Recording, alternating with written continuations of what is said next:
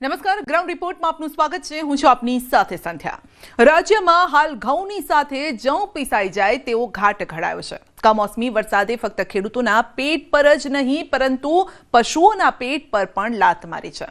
પાક તો બરબાદ થયો પરંતુ સાથે ઘાસચારો પણ વહી જતા તાત હવે જેમ તેમ કરીને પશુઓનું પેટ ભરી રહ્યા છે.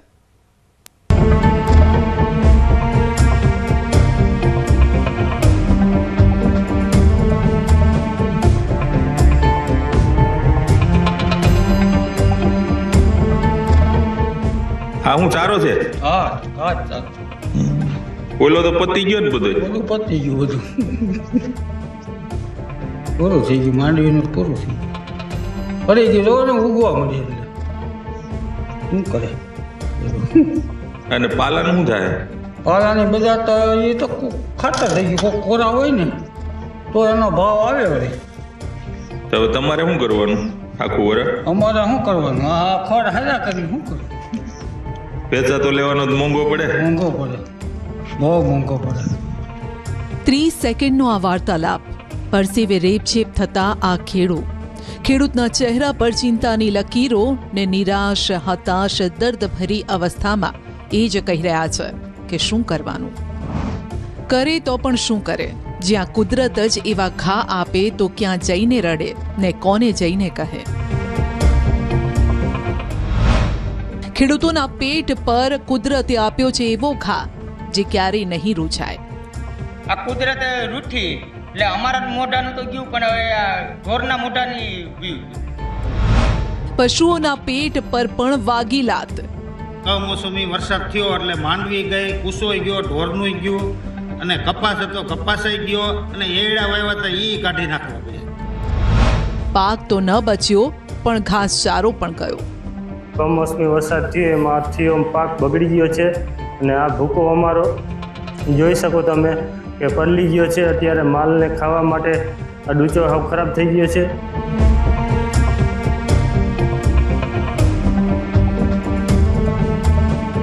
આ વ્યથા, આ દુઃખ એ ખેડૂતનું છે જ્યાં આકાશમાંથી આફત વરસી ને બધું બરબાદ કરતી ગઈ.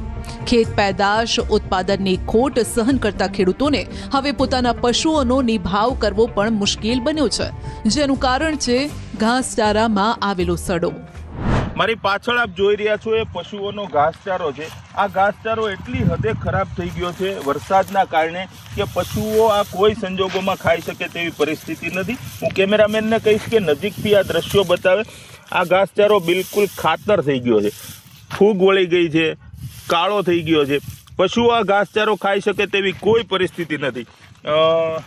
જે રીતે ખેડૂતો વાત કરી રહ્યા છે તે મુજબ વર્ષભરનો ઘાસચારો છે એ ખરાબ થઈ ગયો છે, જેના કારણે હવે આખા વર્ષનો ઘાસચારો તેમને વેચાતો લેવાની નોબત આવી છે.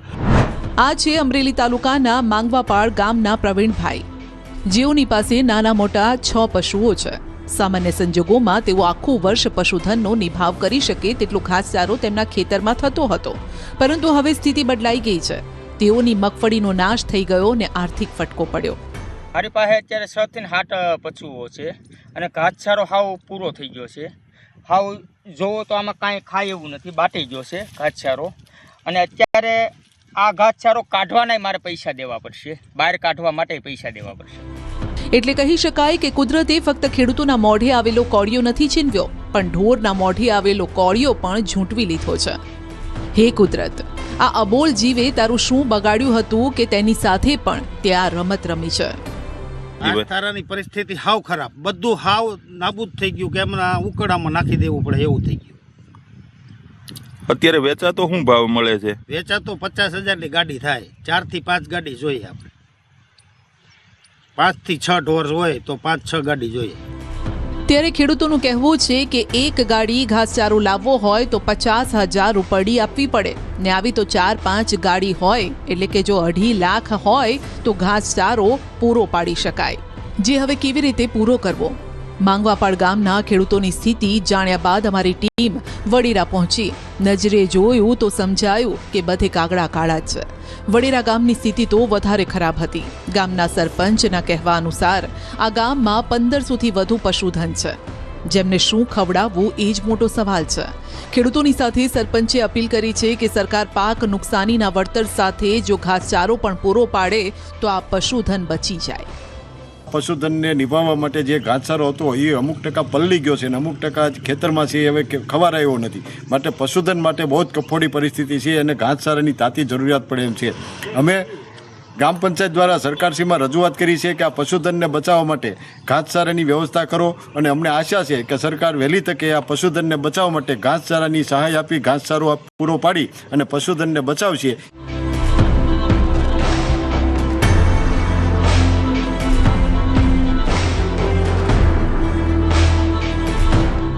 કમોસમી વરસાદના કારણે ખેડૂતોની સાથે માત્ર પશુઓ પર નિભાવ કરતા પશુપાલકોની સ્થિતિ પણ બદથી બદતર થઈ રહી છે. દ્વારકા જિલ્લામાં પણ કમોસમી વરસાદના કારણે પશુઓને ખવડાવવા માટેનો ઘાસચારો પલળી ગયો.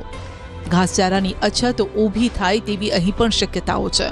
બીજી તરફ ઘાસચારાના ભાવ આસમાને પહોંચતા ખર્ચો નીકળે તેમ પણ નથી. ગયા વર્ષે જે ઘાસચારો 100 રૂપિયામાં 20 કિલો મળતો હતો તેના અત્યારે ડબલ રૂપિયા કે ટ્રિપલ રૂપિયા આપવા છતાં પણ તે નથી મળી રહ્યો.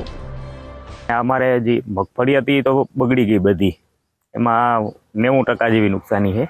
પ્લસ જે આપણે ઘાસચારો કહીએ ઢોર માટે એ આ તમે જોઈ શકો અમારે આ ઢગલો પડ્યો છે તો એમાં ઢોરને નાખવાનું કાંઈ નથી અત્યારે. અને જો નવું વાવેતર કરીએ અમે જુવાર બાજરી ગમે એ ચારા માટે તો એ 3 મહિને થાય તો અત્યારે આનો ભાવ 300 રૂપિયા મણ દેતા પણ કાંઈ મળતું નથી અમારે. મારે આ પશુપાલનનો વ્યવસાય છે અને આ કમોસમી વરસાદ થતાં બધું અમારો ઘાસચારો બગડી ગયો છે. 50-60 રૂપિયાનો મણ મળતો તો અટાણે 250-300 રૂપિયા દેતા મણ મળતો નથી. અટાણે અમારે પશુપાલન કરવું બહુ વ્યવસાય કરવો બહુ અઘરો પડી ગયો છે. વહેલી તકે સરકાર કંઈક સહાય કરે અને ઘાસચારાનો કંઈક જો જોગવાઈ કરી દે તો બહુ સારું. કોઈએ પશુઓ માટે ઘાસચારો વાવ્યો હતો અને કોઈએ વેચાણ કરી બીજી કમાણી કરવાની તૈયારી દર્શાવી હતી, પરંતુ બધે ખોટ સિવાય કંઈ હાથ નથી લાગ્યું. માટે પશુપાલકો માંગ કરી રહ્યા છે કે સરકાર તેમને ઘાસચારો પૂરો પાડે.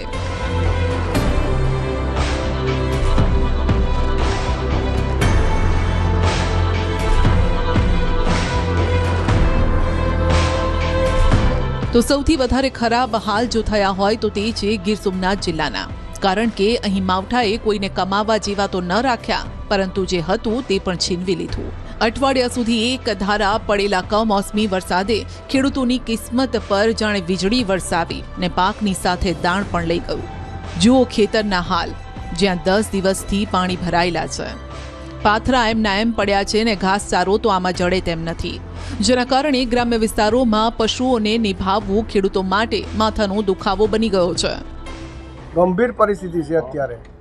વરસાદનો પલ્લેલો સારો ઢોરને ને પશુઓને નાખીએ, ખાણ છે તો એના ભાવ આસમાને છે, તો તે પહોંચાય એમ નથી ખેડૂતોને. લીલો ચારો છે તે નાશતા એમ છે કમોસમી વરસાદને કારણે. ભયંકર સ્થિતિ છે અત્યારે.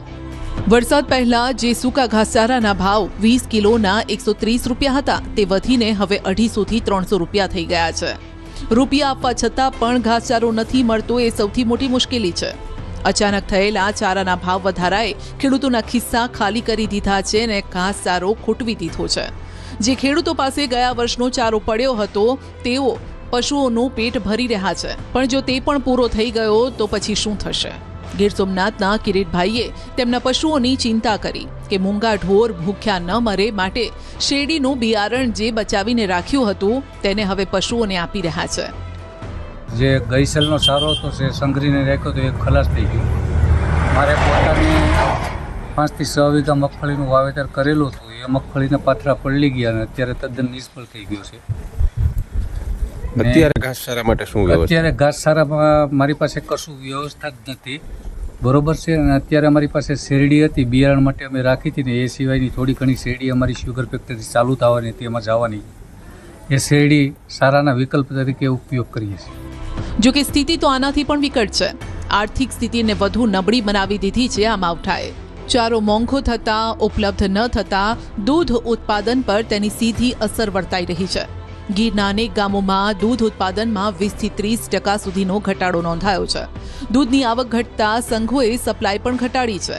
ખેડૂતો અને પશુપાલકો બંનેએ હવે સરકારને તાત્કાલિક સહાયની માંગ કરી છે. સૂકો ઘાસચારો હતો તે પણ પાણીમાં પલળી ચૂક્યો છે અને તેમના કારણે હવે પશુઓને શું ઘાસચારો આપવો તે સૌથી મોટી મુશ્કેલી છે. અને ખાસ કરીને ખેડૂતોને કહેવું છે કે તેઓના જે દૂધ છે તેમાં પણ સૌથી મોટો ફટકો પડ્યો છે, કારણ કે જે પશુઓ 5 થી 6 લીટર દૂધ આપતા હતા તેમાં હવે કાપ પડ્યો છે. ખેડૂતોનું કહેવું છે કે સરકારશ્રી હવે ખેડૂતોને આગામી વર્ષનો સૂકો ઘાસચારાની વ્યવસ્થા કરી આપવામાં આવે. પશુપાલકો પણ કહી રહ્યા છે કે વરસાદે તો અમારું બધું બગાડી દીધું. ખેતરમાં પાક નથી ને હવે પશુઓ માટે ખોરાક પણ નથી. જો આવું જ ચાલતું રહેશે તો પશુઓ વેચવાનો વારો આવશે. ખેડૂતો માટે આ સ્થિતિ ડબલ આઘાત સમાન છે. પહેલો આઘાત કમોસમી વરસાદનો અને બીજો બજારમાં ભાવ તૂટવાનો પણ છે. વરસાદના કારણે મગફળી પણ કાળી પડી ગઈ, જેની ગુણવત્તા પણ ઘટી ગઈ છે, જેથી બજારમાં હવે ખરીદારો પણ નથી મળતા. માટે જે મગફળી ખેડૂતોએ ઘરમાં રાખી હતી તે પણ ઉગવા લાગી છે. અને માટે જ ખેડૂતો કહી રહ્યા છે કે વરસાદે અમારી મહેનત પર પાણી ફેરવી દીધું.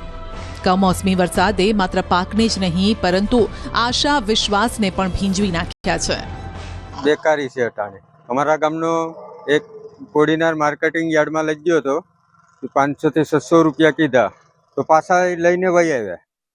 તો હવે એને કઈ રીતના દેવું, કેમ કે એનું ખાતરનું ન થાય. 500 રૂપિયા મજૂરી છે અટાણે દાડિયાની. એવી રીતના અમે માંડવી ભેગી કરી, તે છતાંય અમારી માંડવી પલળી ગઈ. ગીર સોમનાથના કેટલાય એવા ખેતરો છે જે હજુ પાણીથી લબાલબ છે. વરસાદ બંધ થયા પછી પણ પાણી સુકાવામાં ઓછામાં ઓછા 15 થી 20 દિવસ લાગશે. આ કારણે શિયાળુ પાક જેમ કે ઘઉં, બાજરી, ચણા, મગનું વાવેતર સમયસર શરૂ નહીં થાય. સામાન્ય રીતે નવેમ્બર મહિનામાં ખેડૂતો શિયાળુ પાકનું વાવેતર શરૂ કરતા હોય છે, પરંતુ હાલની સ્થિતિ જોતા ડિસેમ્બર સુધી લંબાઈ તેમ લાગી રહ્યું છે.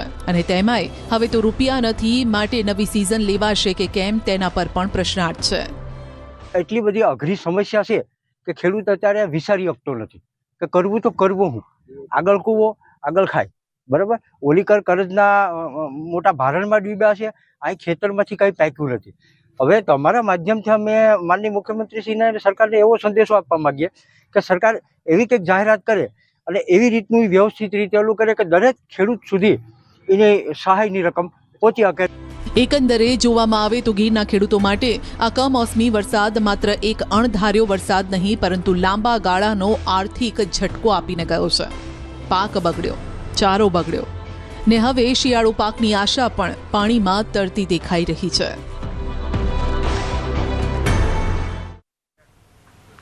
ઉત્તર ભારતના પર્વતીય વિસ્તારોમાં પારો ગગડી રહ્યો છે. બધું જ કુલ્ફીની જેમ જામી રહ્યું છે. ઉપરથી ધુમ્મસના કારણે ઠંડીનો કહેર પણ વધુ વકર્યો છે. ગુજરાતમાં પણ હવે માવઠાથી રાહત બાદ ઠંડીનું જોર વધવાની આગાહી થઈ રહી છે. શિયાળો હવે જામશે ને કડકડતી ઠંડી હાજા ગગડાવશે. ઉત્તર ભારતમાં પડેલી હિમવર્ષાએ ગુજરાતમાં શિયાળાની સેનાના આક્રમણના એંધાણ આપી દીધા છે અને પહેલા માવઠું, હવે ઠંડીની શરૂઆત. હવામાન નિષ્ણાતો પણ મોસમના આ મિજાજને લઈ માથું ખંજવાળી રહ્યા છે.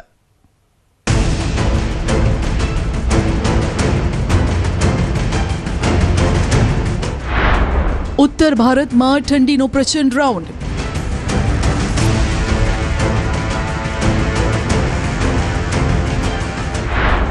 ગુજરાતમાં શરૂ થશે ઠંડીનું આગમન.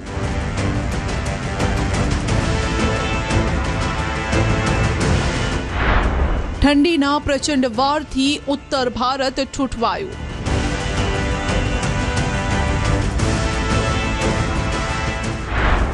શું હવે ગુજરાતનો વારો?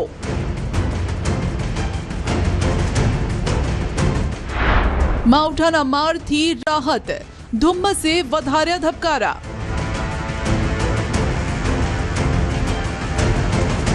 રાજ્યમાં હવે લોકોને માવઠાના મારથી છુટકારો મળ્યો છે ને હવે શિયાળો જામવાની આગાહી થઈ રહી છે. શિયાળો જામવાના સંકેતો ઉત્તર ભારતથી આવેલી તસવીરો આપી રહી છે. જમ્મુ કાશ્મીર અને હિમાચલ પ્રદેશમાં હિમવર્ષાએ જમાવટ કરી. પર્વતીય વિસ્તારો સાથે મેદાની પ્રદેશોમાં હિમવર્ષાથી પારો ગગડ્યો. ઓક્ટોબર મહિનાથી અહીં હિમવર્ષા શરૂ થઈ ગઈ છે, પરંતુ આ વચ્ચે હિમવર્ષાને બ્રેક વાગી. ફરી મોસમનો મિજાજ ખુશનુમા થયો છે. નવેમ્બર મહિનો શરૂ થતાં જ પર્વતોએ સફેદ ચાદર ઓઢી લીધી છે. પર્વતો પર બરફ જ બરફ. શું રસ્તાઓ, શું વૃક્ષો, શું મકાનો? જ્યાં સુધી નજર જાય છે ત્યાં સુધી માત્ર બરફ જ બરફ નજરે પડે છે. નવેમ્બર મહિનો શરૂ થયો છે. ઠંડીએ બતાવ્યો છે પોતાનો અસલી મિજાજ અને હજુ તો આ ટ્રેલર છે, પૂરી ફિલ્મ બાકી છે. ધરતી પરનું સ્વર્ગ કહેવાતું કાશ્મીર આ હિમવર્ષાથી ખીલી ઉઠ્યું છે. પર્વતો પરની આ સફેદી દરેકના મન મોહી રહી છે. જે પણ પ્રવાસીઓ અહીં પહોંચી રહ્યા છે તે આ નજારો જોઈ કહી રહ્યા છે કે ખરેખર દુનિયામાં ક્યાંય પણ સ્વર્ગ છે તો બસ અહીં જ છે. स्नोफॉल गुलबर्ग की बहुत अच्छी है and I am feeling so good मैं बता नहीं सकती हूँ कि इट इज़ सो मेस्मराइजिंग. धरती का स्वर्ग सुपर्ब यहीं पर है. कल से तो इतना चेंज देखा है. कल धूप थी, इतना सब कुछ था और सडनली इतना मौसम चेंज हो गया. रात में बारिश फिर बर्फ और अभी देख रहे हैं यहाँ पे माहौल, अभी देख रहे हैं एनवायरनमेंट चेंज हो रहा है. कभी धूप आ रही है, कभी यहाँ पे बादल भी देखने को मिल रहा है. अनएक्सपेक्टेड है सब कुछ, कभी भी कुछ भी हो सकता है. बिल्कुल आना चाहिए उन्हें सर. और सर पहली बर्फबारी है, इसका तो अलग ही बहुत मतलब सुकून होता है. तो जैसे भी टाइम मिले इंसान को 2-3 घंटे जैसे भी मतलब टाइम मिलता है आना चाहिए और घूमना चाहिए. कश्मीर की खूबसूरती देखनी चाहिए और उसको बढ़ानी भी चाहिए सर. इसकी खूबसूरती हमारे हाथ में ही है सर. तो मैं ये कहूँगा कि आइए और घूमिए. આકાશમાંથી વરસતા સફેદ મોતી. ખેડૂત જેમ કાગડોળે વરસાદની રાહ જોતો હોય છે તેમ જમ્મુ કાશ્મીરમાં પ્રવાસન ઉદ્યોગ સાથે સંકળાયેલા આ વેપારીઓ હિમવર્ષાની રાહ જોતા હોય છે. આકાશમાંથી થતી આ હિમવર્ષા તેમના માટે સફેદ મોતી સમાન છે, કેમ કે આ હિમવર્ષા શરૂ થતાં જ જમ્મુ કાશ્મીરમાં પ્રવાસીઓના ધાડે ધાડા આહલાદક નજારો માણવા આવી રહ્યા છે. બાંદીપોરામાં ગઈકાલ રાતથી જ હિમવર્ષા શરૂ થઈ છે. વહેલી સવારે પણ હિમવર્ષાનો નવો રાઉન્ડ જોવા મળ્યો, જેના કારણે અહીં આવેલા પ્રવાસીઓના ચહેરા આ સફેદી જોઈ ચમકી ઉઠ્યા. બાંદીપોરા જિલ્લાના રાજદાન ટોચ પર 3 થી 4 ઇંચ બરફ પડ્યો. સોનમર્ગમાં સુંદર સફેદ નજારો. સોનમર્ગમાં પણ મોસમનો મિજાજ અચાનક બદલાયો છે. ગઈકાલ સુધી જ્યાં તડકો હતો ત્યાં હવે હિમવર્ષા શરૂ થઈ ગઈ છે. પર્વતો, વૃક્ષો બરફથી ઢંકાયેલા જોવા મળી રહ્યા છે. પર્વતોના આ શિખરો જુઓ, ઘરની આ છતો જુઓ, બસ બરફ જ બરફ છે. જમ્મુ કાશ્મીરના લોકોને આશા જાગી છે કે આ હિમવર્ષા પ્રવાસીઓને કાશ્મીર ખેંચી લાવશે. પ્રવાસન ઉદ્યોગ માટે આ હિમવર્ષા આશીર્વાદરૂપ છે. જમ્મુ કાશ્મીરનું અર્થતંત્ર મોટા ભાગે પ્રવાસન ઉદ્યોગ પર નિર્ભર છે. તેવામાં આ હિમવર્ષાથી મોટી સંખ્યામાં પ્રવાસીઓ અહીં બરફની મજા લેવા આવશે. હિમવર્ષા જમ્મુ કાશ્મીર માટે મુશ્કેલી રૂપ પણ છે અને સુંદરતા પણ છે. રાજ્યના ટુરિઝમ પ્લેસ અને સૌથી મોટા ટુરિસ્ટ રિસોર્ટ પણ આ તક ઝડપવા માટે ઈચ્છી રહ્યા છે. કુપવાડામાં પણ હિમવર્ષાના કારણે નજારો બદલાઈ ગયો છે. રસ્તાની બંને બાજુ જુઓ, બરફથી ઢંકાયેલા પર્વતો. અહીં પણ રાતથી જ હિમવર્ષા શરૂ થઈ છે. હિમવર્ષાના કારણે વાહન ચાલકો રસ્તા પર સંભાળીને વાહન ચલાવી રહ્યા છે, કેમ કે રસ્તા પર બરફના થર જામેલા છે. ઉપરથી વિઝિબિલિટી પણ ઘટી ગઈ છે. महकमा मौसमियात की ऐन पेशन गोई के मुताबिक आज कश्मीर में मौसम का मिजाज फिर से बदल गया. यानी कल तक धूप थी, अब आज मौसम अबर आलूदा. मैदानी इलाकों में बारिशें, जबकि सरहदी इलाकों में बर्फबारी का सिलसिला देर गए तक जारी था. शुमाली कश्मीर के बालाई इलाके जिनमें करना, केरन, मत्सिल, वादी बंग्स समेत मुख्तलिफ पहाड़ी इलाकों में बर्फबारी का सिलसिला जारी है. હિમવર્ષાના આનંદ સાથે આફત પણ આવી છે. રસ્તાઓ હિમવર્ષાના કારણે લપસણા બન્યા છે. વાહન ચાલકોને ભારે હાલાકી પડી રહી છે. મછીલ સેક્ટરમાં ભારે હિમવર્ષાના કારણે રસ્તા પર બરફના થર જામ્યા, જેના કારણે રસ્તા પરથી પસાર થતા વાહનો ચલાવવા જોખમરૂપ બન્યા છે. કેટલાક વાહનો ફસાઈ જતા વાહનોને ધક્કા મારવા પડ્યા. હિમાચલ પ્રદેશમાં હિમવર્ષાનો નવો રાઉન્ડ. જમ્મુ કાશ્મીરની સાથે હિમાચલ પ્રદેશમાં પણ હિમવર્ષાનો નવો રાઉન્ડ છે. હિમાચલ પ્રદેશના મનાલીમાં હિમવર્ષા શરૂ થઈ, જેના કારણે અટલ ટનલ સહિત ઊંચા શિખરો પર બરફના થર જામ્યા. હિમાચલ પ્રદેશમાં પણ છેલ્લા 24 કલાકમાં વાતાવરણમાં પલટો આવ્યો. હિમાચલ પ્રદેશના મનાલી, લાહોલ સ્પીતિ, કિન્નોર, ચંબા અને કાંગડાના ઊંચા વિસ્તારોમાં હિમવર્ષા શરૂ થઈ છે. વેસ્ટર્ન ડિસ્ટર્બન્સના કારણે વાતાવરણ બદલાયું છે અને હજુ હિમવર્ષા થઈ રહી છે. ગુજરાતમાં માવઠા બાદ હવે ઠંડીનું જોર વધશે.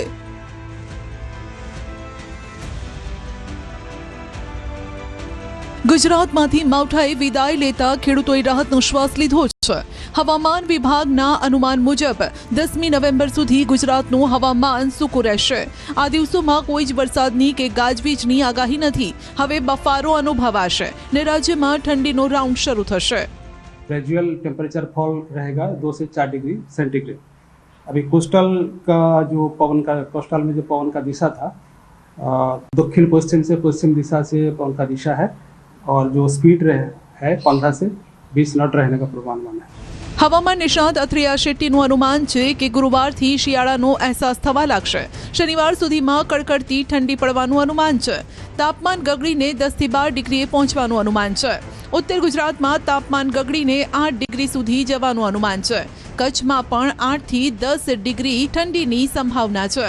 મધ્ય ગુજરાતના પણ કેટલાક વિસ્તારોમાં ઠંડી ઠૂઠવી નાખશે, પરંતુ તાપમાન 8 થી 18 ડિગ્રી વચ્ચે રહેવાનું અનુમાન છે. સવારે ફૂલ ગુલાબી ઠંડીનો અનુભવ હજુ શરૂ નથી થયો, પરંતુ ધુમ્મસનું સામ્રાજ્ય જરૂર છવાઈ જાય છે. આજે રાજ્યના કેટલાય વિસ્તારોમાં વહેલી સવારે ગાઢ ધુમ્મસ છવાઈ ગયું. મહેસાણા, કચ્છ, છોટાઉદેપુર, દાહોદમાં ધુમ્મસે રસ્તા પરથી પસાર થતા વાહન ચાલકોના ધબકારા વધાર્યા. ગાઢ ધુમ્મસના કારણે હાઈવે પર વિઝિબિલિટી ઘટી ગઈ. વાહન ચાલકોને દિવસે પણ હેડલાઇટ ચાલુ રાખવાની ફરજ પડી. મહેસાણા જિલ્લાના કેટલાક વિસ્તારોમાં વહેલી સવારથી ધુમ્મસના કારણે અંધારપટ છવાઈ ગયું અને આ તરફ પશ્ચિમ કચ્છમાં વહેલી પરોઢથી જ ગાઢ ધુમ્મસની ચાદર જોવા મળી, તો છોટાઉદેપુર અને દાહોદમાં પણ ધુમ્મસનું સામ્રાજ્ય જોવા મળ્યું. બેવડી ઋતુનો અનુભવ. અમદાવાદમાં પણ સવારે ધુમ્મસભર્યું વાતાવરણ હોય છે. ગાઢ ધુમ્મસના કારણે હાઈવે પર વિઝિબિલિટી ઘટી જાય છે, જેના કારણે વાહન ચાલકોની મુશ્કેલી વધી છે. સવારે ધુમ્મસ, બપોરે ગરમી અને રાત્રે હળવી ઠંડીનો અનુભવ. આમ શહેરના લોકો બેવડી ઋતુનો અનુભવ કરી રહ્યા છે.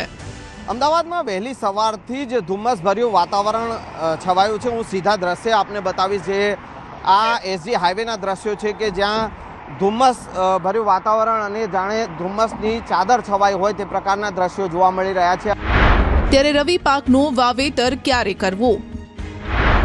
વાવેતરમાં ખેડૂતોએ શું ધ્યાન રાખવું? માવઠાના મારના કારણે અત્યારે તો ખેડૂતોના હાલ બેહાલ છે. ખેતરોની અંદર કેટલી જગ્યાએ પાણી ભરાયેલા છે. હજુ ખેતરમાં જે પાક બગડી ગયો છે તેના નિકાલની વ્યવસ્થા નથી કરાઈ. કેટલી જગ્યાએ તો સ્થિતિ એવી છે કે ખેતરની અંદર જઈ શકાય તેમ નથી. ત્યારે સાંભળો કૃષિ નિષ્ણાત ક્યારે ખેડૂતોને રવિ પાકના વાવેતરની સલાહ આપી રહ્યા છે. જો વરાપ મોડી થાય તો એ પ્રમાણે ખેડૂત ભાઈઓએ આગળ વધવાની જરૂર છે. ખાસ કરીને રવિ પાકોમાં જે વાત કરીએ તો એમાં ધાણા હશે, પછી રાઈ હશે, ઘઉં હશે, પછી મેથી હશે, એમાં મસાલા પાકો અમુક હશે, લસણ, ડુંગળી, આ બધા પાકોનું વાવેતર ખાસ કરીને શિયાળુ પાકોમાં વાવેતર તરીકે ઉપયોગ કરે છે. તો આ પરિસ્થિતિમાં આપણે જાણીએ છીએ કે હજી જો હવે આપણે માનીએ કે 10 થી 25 સપ્ટેમ્બર સુધી, પછી નવેમ્બર સુધી, 10 નવેમ્બરથી 25 નવેમ્બર સુધી આપણે જે વાતાવરણમાં ભેજ ન હોય અને સારું વરાપી ગયું હોય તો આપણે વાવેતર કરી શકીએ શિયાળુ પાકોનું. જો આ તારીખોમાં વરાપ ન નીકળે અને વાવેતર ન થઈ શકે તો મૂંઝાવાની જરૂર નથી. ડિસેમ્બરમાં જો તમારે વાવેતર કરવું પડે તો કયા પાકનું વાવેતર કરશો તેને લઈને કૃષિ નિષ્ણાત ફોડ પાડી રહ્યા છે. અને ડિસેમ્બરમાં પણ કદાચ લેટ વાવેતર કરવું પડે તો ખાસ કરીને જે લેટ વેરાયટીઓ છે, ઘઉંની છે, ધાણાની છે, બરાબર, આવી શિયાળુ પાકની જે લેટ વેરાયટીઓ છે એ લેટ વેરાયટીઓ વાવે, એટલે કે વહેલા પાકતી જાતોનું વાવેતર કરવું જોઈએ. ધારો કે ઘઉંનું છે તો JW ખાસ કરીને 173 જે છે એ આપણે વાવેતર કરવું જોઈએ. બીજી વસ્તુ એ છે કે અત્યારે જેમ બને એમ આપણે ખેતરો જો લેવાઈ ગયા હોય પાક તો જેમ બને એમ થોડી ઘણી આછી ખેડ કરી અને જેમ વહેલા વરાપે એમ આપણે તૈયારી કરી લેવી જોઈએ. અને બીજું, ઘણી વખત એવું થાય કે વરાપી ન શકે તો કૂવામાંથી પાણી બહાર કાઢીને ખેતર વરાપે એવા પ્રયત્નો આપણે ખાસ કરીને કરવા જોઈએ. બીજી પરિસ્થિતિ છે કે આ પરિસ્થિતિ ધ્યાને રાખી અને ખેડૂત ભાઈઓએ જે વાવેતર છે એ સમયગાળો, વાવેતર પદ્ધતિ, વાવેતરનું બિયારણ અને જે કંઈ વેરાયટી વાવવાની છે એ બધું ધ્યાન રાખીને આગળ વધવાની જરૂર છે. રાજ્યમાં ઠંડીનો પ્રથમ રાઉન્ડ તે પણ આકરો આવવાની આગાહી છે. તેવામાં હવે ખેડૂતો પણ માવઠાની નુકસાનીમાંથી બહાર આવી નવી સિઝન માટે તૈયારી શરૂ કરશે.